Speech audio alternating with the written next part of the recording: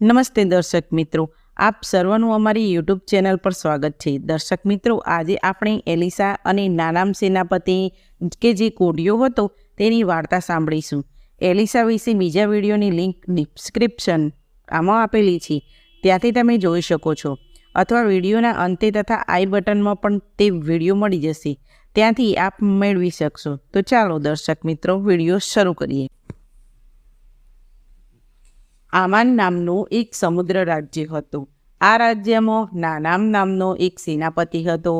આમાન દેશનો રાજા નાનામ નામના સેનાપતિને ખૂબ મહત્વ આપતો હતો અને તેનાથી ખૂબ ખુશ હતો, કારણ કે નાનામ નામનો સેનાપતિએ ઘણા યુદ્ધો પર વિજય મેળવ્યો હતો. તેણે રાજાને ઘણા યુદ્ધોમાં વિજય અપાવ્યો હતો. પણ દુઃખની વાત એ હતી કે નાનામ નામનો સેનાપતિ કોડિયો હતો. એક સમયની વાત છે જ્યારે નાનામે યુદ્ધ લડ્યું અને ઘણા બધા સૈનિકોને બંદી બનાવ્યા. ત્યારે તે દેશમાંથી એક નાની છોકરીને પણ પકડીને લાવ્યા હતા અને તેનું નાનામની પત્નીને દાસી તરીકે કામ આપ્યું હતું. એક દિવસની વાત છે, એક દિવસે એવું બન્યું કે તે નાની છોકરીએ નાનામની પત્નીને કહ્યું કે એવું ન બને કે આપણા શેઠ સમરૂન દેશના પ્રબોધક પાસે જાય અને તે પ્રબોધક આપણા શેઠનો રોગ મટાડે. ત્યારે એક જણે જઈને રાજાને આ બધી વાત કરી કે નાની છોકરીએ આપણને દાસી તરીકે લાવ્યા હતા, તેણે આમ કહ્યું છે. ત્યારે આમાન દેશના રાજાએ તે દેશના રાજાને પત્ર લખ્યો અને તે પત્ર સાથે લઈને નાનામ નીકળી પડ્યો. તેણે તેની સાથે સોનું, ચાંદી તથા 10 જોડ કિંમતી વસ્ત્ર પણ લીધા હતા. તે પત્ર લઈને બીજા દેશના રાજાની સામે આવ્યો અને તે પત્ર આપ્યો. તે પત્રમાં એમ લખેલું હતું કે હવે આ પત્ર તને પહોંચે ત્યારે તારે એમ જાણવું કે જો મેં મારા સેવક નાનામને તારી પાસે મોકલ્યો છે, એ સારું કે તેનો કોઢ મટાડે. હવે રાજા જ્યારે તે પત્ર વાંચી રહ્યો હતો ત્યારે તેણે કહ્યું કે હું થોડો મારનાર કે જીવાડનાર દેવ છું કે આ માણસને મારી પાસે મોકલ્યો છે. તે રાજાને એમ થયું કે આમાન દેશનો રાજા તેની પાસે યુદ્ધ કરવા માટે નિમિત્ત શોધે છે. જ્યારે એલિસા પ્રબોધકને આ બાબતની ખબર પડી કે રાજાએ પોતાના વસ્ત્ર ફાડ્યા છે, ત્યારે તેણે એક માણસને મોકલીને કહેવડાવ્યું કે તું શા માટે તારા વસ્ત્ર ફાડે છે અને દુઃખી થાય છે, અને તેને મારી પાસે મોકલ, એટલે તે પણ જાણશે કે આ દેશમાં પણ એક પ્રબોધક છે. પછી નાનામ નામનો સેનાપતિ તેની પાસે રહેલા ઘોડા, કિંમતી ભેટ સોગાદો તથા રથો લઈને એલિસાના ઘરના બારણા આગળ આવીને ઊભો રહ્યો. ત્યારે એલિસા બહાર આવ્યા નહીં.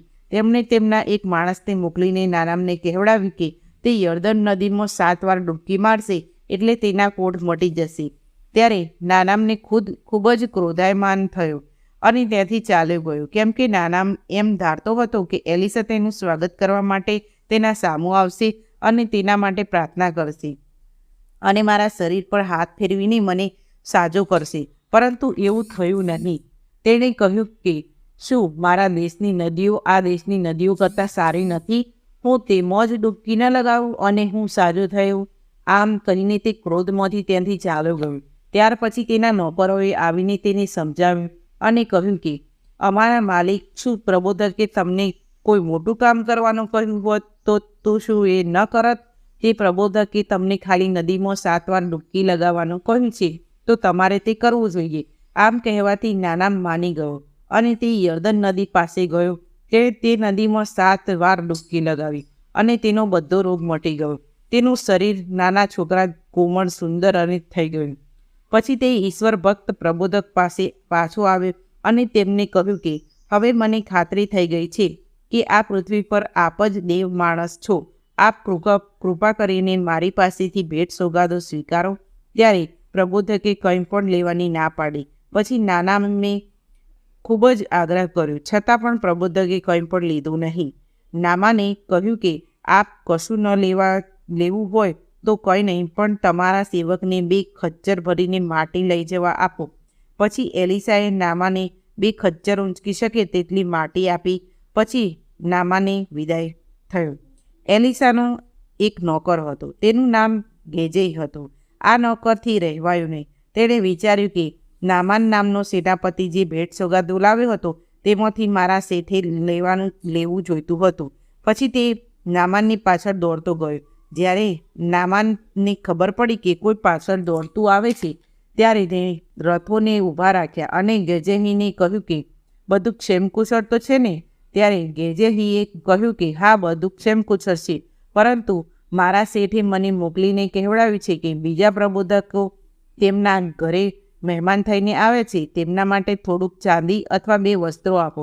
ત્યારે નામાને તેના કરતાં પણ વધારે ભરીને તેના 2 નોકરોને મોકલીને ગેજેહીની પાછળ મોકલ્યા. જ્યારે તે લોકો એલિશાના ઘર બાજુ આવ્યા ત્યારે ગેજેહી નામના નોકરે તેમની પાસેથી વસ્તુઓ લઈ લીધી અને તે નોકરોને વિદાય આપી દીધી. પછી તે વસ્તુઓ તેણે પોતાના ઘરમાં મૂકી દીધી અને પોતાના શેઠની આગળ આવીને ઊભો રહ્યો. ત્યારે પ્રબોધકે તેને કહ્યું કે ગેજેહી, તું ક્યાંથી આવે છે? ત્યારે ગેજેહીએ કહ્યું કે હું તો ક્યાંય ગયો નહોતો. ત્યારે એલિશાએ તેને કહ્યું કે તું ક્યાં ગયો હતો અને શું કર્યું હતું, બધી મને ખબર છે. શું સોનું, રૂપું, વસ્ત્ર, દાસીઓ, ઘેટાં, બળદ વગેરે બધું લેવાનો આ વખત છે? જા, આ નામાનનો કોઢ તને તથા તારા સંતાનોને સદા વળગી રહેશે. આથી ગેજેહી હિમ જેવો કોળિયો થઈને ત્યાંથી ચાલ્યો.